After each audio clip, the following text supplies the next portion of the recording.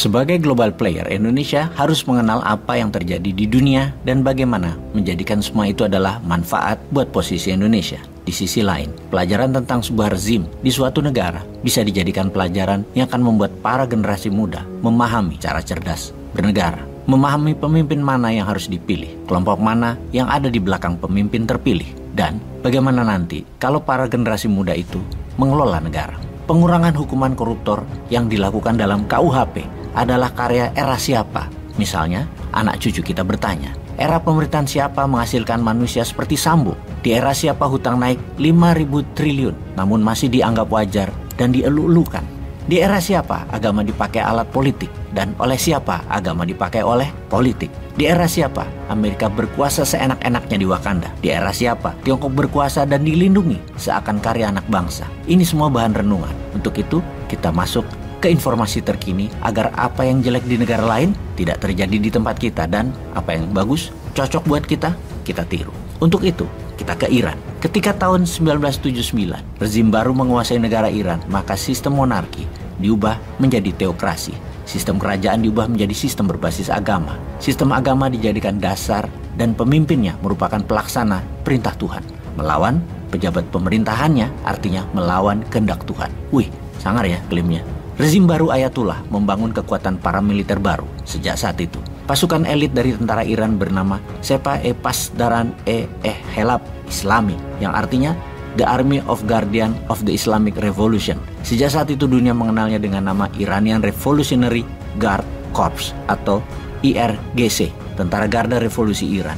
Dibentuk atas perintah Ayatullah Khomeini, pemimpin spiritual Iran pertama yang diciptakan untuk mempertahankan rezim dari ancaman dari dalam dan dari luar.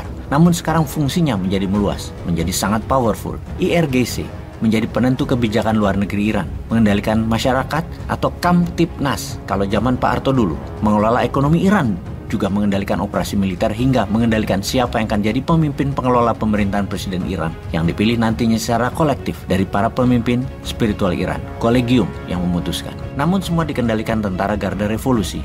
IGRC adalah rezim di dalam rezim, atau dalam bahasa dunia shadow, itu yang dinamakan deep state. Kita potong sebentar. Kalau di Wakanda, nggak ada kan yang namanya deep state? Aman lah kita.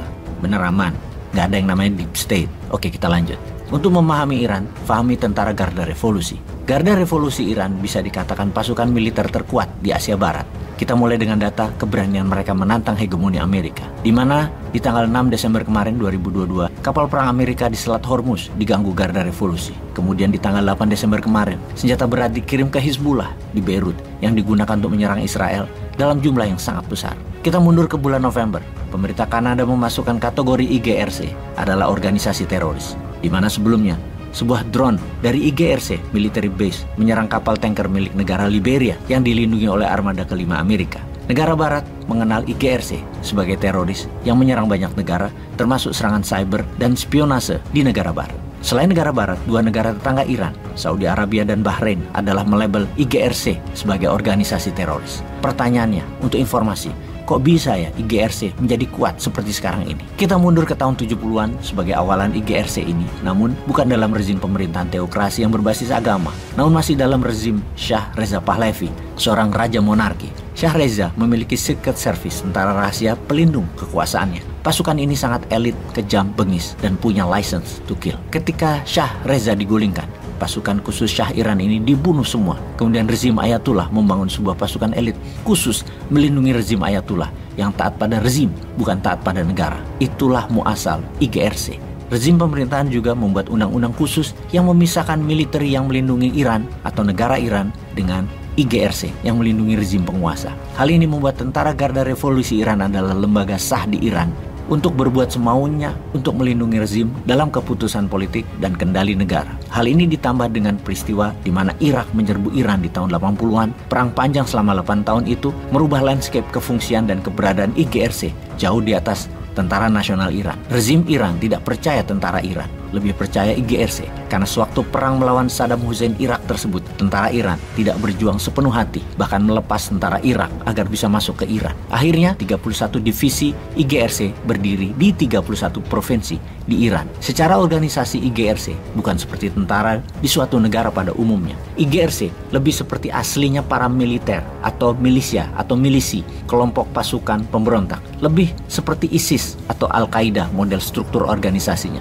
Di dalam IGRC ada divisi Quds atau divisi pemurnian, purifikasi. Ini adalah divisi paling menakutkan karena mengendalikan unconventional warfare dan operasi intelijen. Kalau lagi ada informasi dari bosman seperti kayak gini, kepala kalian jangan terus ke arah Satgas, ke Sambo. Jangan gitu ya, awas loh ya, pelajarannya nanti nggak dapat. Kita lanjut. Divisi Quds inilah yang mendukung semua organisasi di banyak negara untuk melawan hegemoni Amerika dan Israel, atau istilah shadownya non-state actor. Mereka memberikan senjata, mulai dari senjata serang personal sampai heavy artillery, roket RPG, drone serang hingga roket rudal. Pasukan pemberontak Hizbullah, pasukan Houthi di Yaman, Hamas di Palestina, dan Quds adalah lawan berat Mossadnya Israel.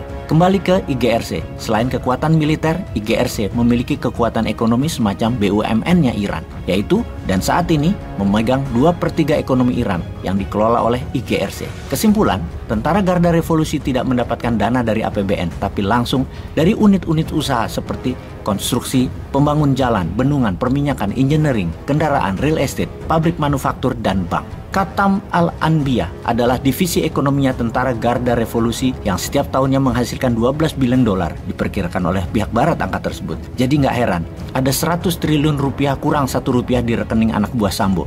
Balik lagi ke Sambo. Kita fokus ke Iran aja ya. Intinya, IGRC adalah bisnis korporasi konglomerat bersenjata. Jadi mulai kebayang apa itu rezim. Dalam rezim beroperasi di atas hukum HAM. Yang penting terus berkuasa. Semoga manfaat.